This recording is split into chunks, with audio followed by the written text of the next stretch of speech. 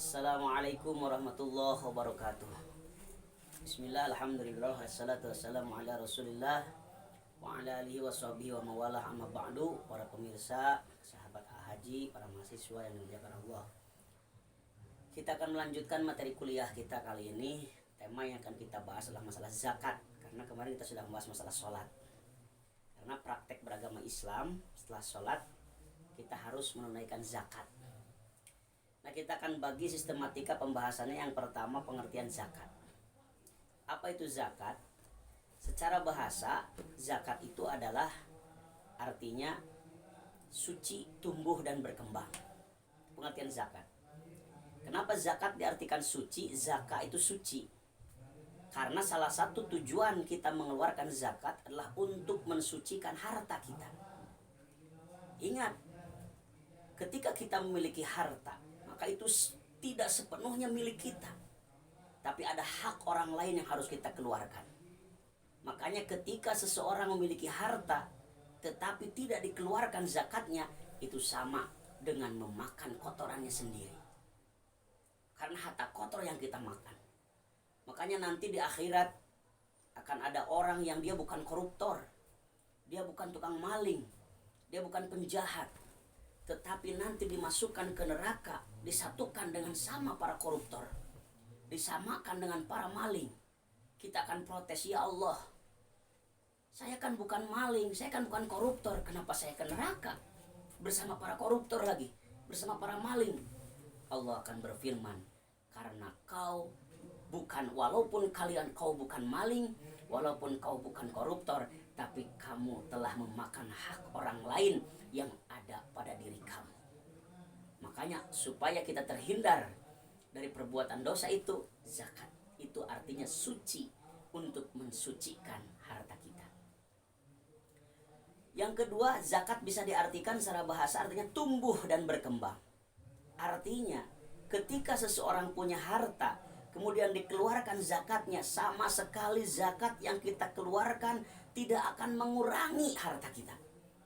Malah justru orang yang sering mengeluarkan zakatnya akan semakin tumbuh, semakin berkembang hartanya, semakin kaya raya. Gak usah khawatir. Karena ada peribahasa atau ada hadis Nabi yang mengatakan, mana koso malun min sodakotin bal yazdad. Tidak akan berkurang harta disodakohkan atau dizakatkan. Bal yazdad, bahkan akan bertambah dan bertambah. Makanya zakat itu bisa diartikan suci, tumbuh, dan berkembang. Sedangkan secara istilah, zakat itu adalah ismun limalin makhsusin yukhadu min syakhsin makhsusin yusarrafu ila syakhsin makhsusin. Artinya zakat itu sebuah nama untuk harta tertentu, diambil dari orang-orang tertentu dan dibagikan kepada orang-orang tertentu dengan cara-cara tertentu.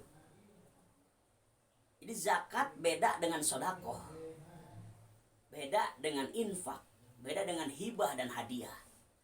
Apa bedanya? Kalau sodakoh bebas, diambil dari si miskin boleh, siapapun boleh, bersodakoh boleh, dibagikan kepada siapa saja boleh sodakoh. Hartanya apa saja boleh sodakoh, mau sodakoh dengan ilmu sah. Siapa yang punya harta, sodakohlah dengan harta. Sodakoh duit, sodakoh bisa.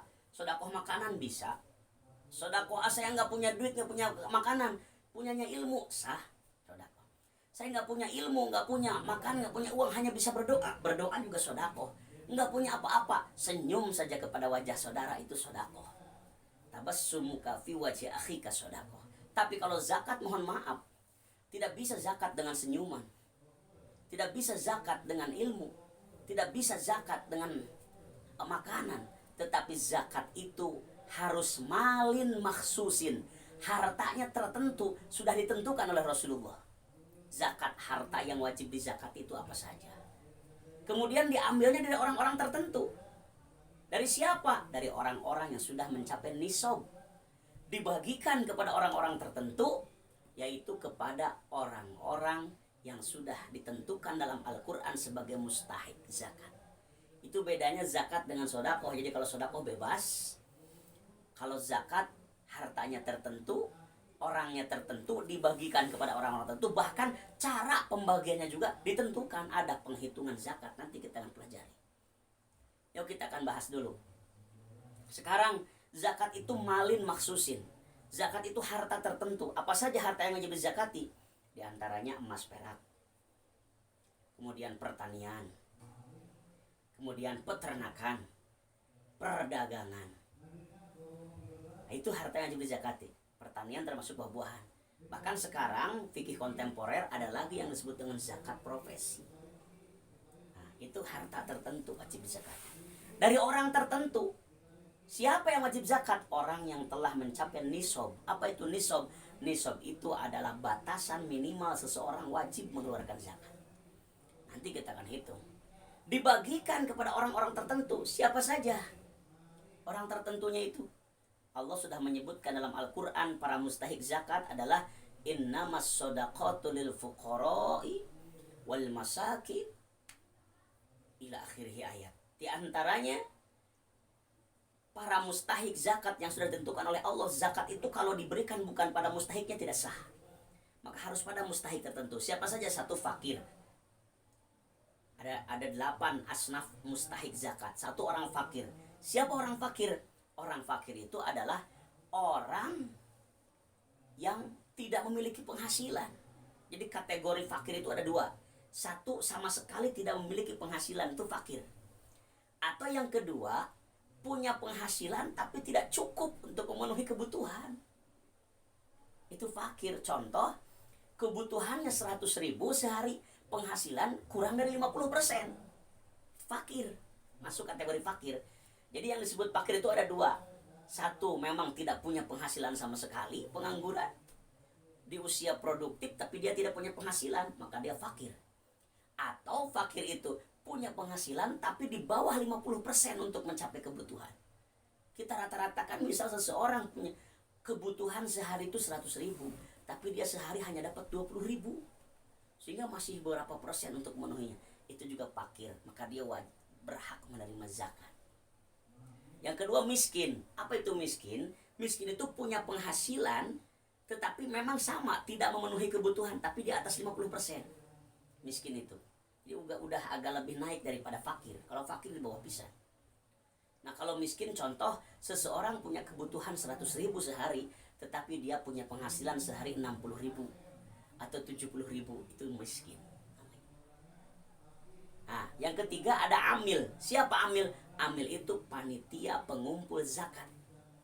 Kalau di Baznas atau di Lazis dan sebagainya ada pengurusnya, ada panitianya yang menghimpun, mengumpulkan dan menyalurkan dana zakat. Itulah amil. Dia juga berhak. Tapi jangan sampai salah, amilin berubah jadi ambilin. Amilinnya harusnya dapatnya sedikit, ini malah terbanyak. Fakir miskin nggak kebagian. Salah itu, amilin jadi ambilin. Ada persentasenya nanti berapa persen untuk amil. Yang keempat, mu'allaf. Siapa itu mu'allaf? Mu'allaf itu orang yang baru masuk terhadap agama Islam, yang kondisinya masih perlu dibubungah, kata istilah Sunda, sehingga mereka perlu dihibur agar mereka betah tinggal di agama Islam. Makanya ketika ada mu'allaf, orang yang baru masuk Islam, kasih support, berikan bantuan agar dia merasa nyaman. Oh, ternyata Islam ini baik. Yang kelima, rikob. Rikob itu hamba sahaya, budak belian. Yang keenam, gorimin. Siapa gorimin itu? Orang yang terlilit hutang karena bangkrut. Bangkrut usahanya, sehingga semuanya disita. Rumah disita, mobil disita, motor disita, kendaraan disita, hanya istri saja yang tidak disita. Sehingga dia memilih hidup di kontrakan dan di jalanan bersama istrinya. Nah, itu gorimin. Dia berhak menerima zakat. Perlu dibantu. Karena terbayang beban psikologisnya orang yang tadinya kaya raya, kemudian dia terlilit hutang sampai bangkrut, segalanya disita. Masya Allah, terasa beban psikologis hidupnya. Untung gak bunuh diri juga. Makanya kita perlu kasih hiburan. Dihibur dengan cara berikan bantuan dari zakat. Yang ketujuh, Ibnu Sabil. Siapa Ibnu Sabil? Ibnu Sabil itu adalah orang yang sedang melakukan perjalanan kebaikan. Bukan hanya jalan kaki dari Banten ke Cirebon, bukan hanya jalan kaki dari Tasik menuju Sumatera, bukan. Itu juga sama Ibnu Sabil kalau tujuannya baik. Tetapi yang termasuk kategori Ibnu Sabil juga orang yang melakukan perjalanan suluk dalam rangka menuju Allah. Para dai yang berdakwah itu juga Ibnu Sabil. Atau para pelajar, santri, siswa yang dia sekarang sedang belajar menempuh ilmu di pesantren, sedang belajar di sekolah, sedang belajar di kuliahan di kampus, itu juga termasuk kategori Ibnu Sabil, berhak menerima zakat. Yang kedelapan adalah sabilillah. Sabilillah ditafsirkan ay sabilil khair, yaitu orang-orang yang berjuang di jalan kebaikan. Seperti siapa? Guru ngaji, relawan-relawan, bencana, itu sabilillah juga. Menolong korban bencana, dia relawan, sukarelawan, membantu korban bencana, guru ngaji yang ikhlas, itu sabilillah. Orang yang berada di jalan kebaikan, mereka perlu disupport dari zakat. Nah, 8 asnaf inilah adalah orang yang berhak menerima harta zakat. Berhak menerima harta zakat. Itu 8 asnaf orang yang berhak menerima zakat. Nah, itu yang disebut dengan yusarrafu ila asnafin maksusin. Nah, itu. Kemudian yang selanjutnya ada apa atau hikmah apa dari hikmah dari zakat ini? Apa hikmah dari berzakat? Di antaranya Allah berfirman dalam Al-Qur'an, "Khudz min amwalihim shadaqatan tutahhiruhum wa tuzakkihim biha wa sholli 'alaihim inna sholataka sakanul lahum." Hikmah dari zakat yang pertama adalah mensucikan harta kita. Insya Allah kalau harta kita dizakati, status hartanya suci, dan nanti harta yang dizakati itu akan menjadi harta yang berkah. Yang kedua, watu zakihim, mensucikan, bukan hanya hartanya yang suci nanti, tapi diri kita juga akan terbawa suci. Yang ketiga, wasolli alaihim, di antara hikmah berzakat akan mendapatkan doa dari orang-orang yang menerima zakat. Ketika kita berzakat, memberikan zakat kepada mustahik, maka mustahik dianjurkan mendoakan muzaki, para orang yang berzakat, supaya mereka lebih berkah. Karena doa dari orang mustahik, zakat akan diijabah oleh Allah Subhanahu wa Ta'ala. Maka dari itu, wahai kaum muslimin, sahabat haji, para mahasiswa yang dan sebagainya, jangan lupa ketika kita memiliki harta, zakatkanlah. Hitung kewajiban berzakat itu: satu, apabila sudah mencapai nisab; yang kedua, sudah haul. Haul itu tepung tahun istilahnya. Maka silakan kita harus dizakati. Bahkan Rasulullah SAW itu mengancam orang yang tidak mau bayar zakat itu layak untuk diperangi. Rasul bersabda dalam hadisnya, "Umirtu an uqatilan nas hatta yashhadu alla ilaha illallah wa anna muhammadar rasulullah wa aqamas shalah wa ataz zakah," dan sebagainya sampai akhir, bahwa kata Nabi, aku diperintahkan untuk memerangi orang-orang atau memerangi manusia sehingga mereka mau bersaksi bahwa Allah sebagai Tuhannya, Muhammad sebagai nabinya, dan mau mendirikan sholat dan mau mengeluarkan zakat. Maka orang yang tidak mau mengeluarkan zakat sebenarnya layak untuk diperangi. Tapi karena kita dibatasi oleh hukum, maka tidak usah diperangi. Tapi yang perlu kita laksanakan adalah bagaimana membuat lembaga-lembaga zakat untuk menjemput zakat terhadap orang-orang yang berhak, yang wajib mengeluarkan zakatnya. Semoga dengan materi ini bisa membuat kesadaran bagi kita agar kita sadar membayar zakat. Baik, nanti untuk matematika zakat, proses perhitungan zakat nanti kita akan bahas di kelas, sekaligus ditulis di papan tulis. Karena kita masih terbatas ini melalui media, sehingga materi cukup sekian saja dulu. Mudah-mudahan di samping untuk pengetahuan zakat ini juga bisa dipraktekkan agar kita menjadi para muzaki, bukan hanya mengharap jadi mustahik, mengharap jadi penerima zakat. Ketika orang lain menerima zakat, kita sakit hati gara-gara gak kebagian. Udah gak zamannya. Sekarang mari berlomba-lomba menjadi muzaki, bukan berlomba-lomba berebut menjadi mustahik. Semoga berkah segalanya selamanya semuanya. Itu saja yang dapat disampaikan. Allahul muwaffiq ila aqwamit thariq. Wassalamualaikum warahmatullahi wabarakatuh.